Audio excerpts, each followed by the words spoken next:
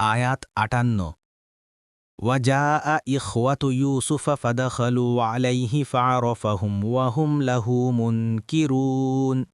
অনুবাদ, আর ইউসুফের ভাইয়েরা আসল এবং তার কাছে প্রবেশ করল, অতপর তিনি তাদেরকে চিনলেন, কিন্তু তারা তাকে চিনতে পারল না।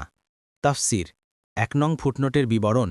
এখানে আবার ৭-৮ বছরের ঘটনা মাঝখানে বাদ দিয়ে বর্ণনার ধারাবাহিকতা এমন এক জায়গা থেকে শুরু করে দেয়া হয়েছে যেখান থেকে বনি ইসরায়েলের মিশরে স্থানান্তরিত হবার এবং ইয়াকুব আলাইহিসসালামের হারানো ছেলের সন্ধান পাওয়ার সূত্রপাত হয়।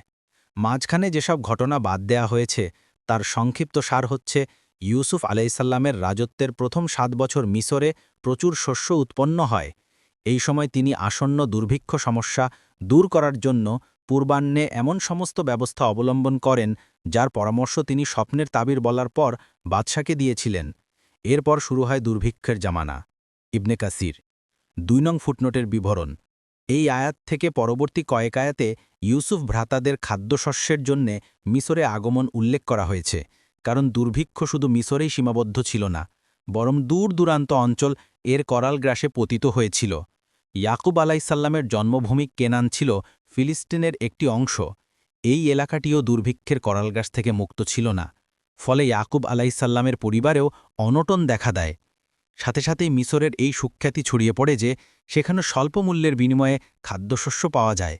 ইয়াকুব আলাইসাল্লামের কানে এই সংবাদ পৌঁছে যে মিশরের বাদশাহ অত্যন্ত সৎ এবং দয়ালু ব্যক্তি, তিনি জনসাধারণের মধ্যে খাদ্যশস্য বিতরণ করেন।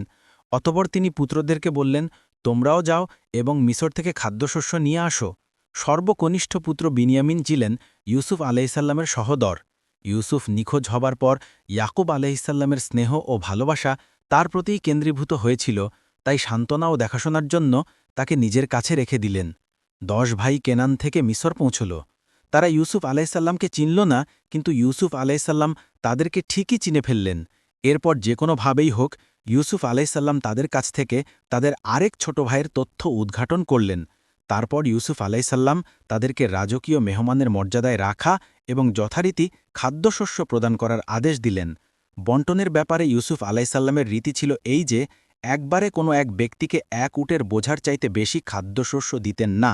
হিসেব অনুযায়ী যখন তা শেষ হয়ে যেত তখন পুনর্বার দিতেন। কুর্তুবী, ইবনে কাসির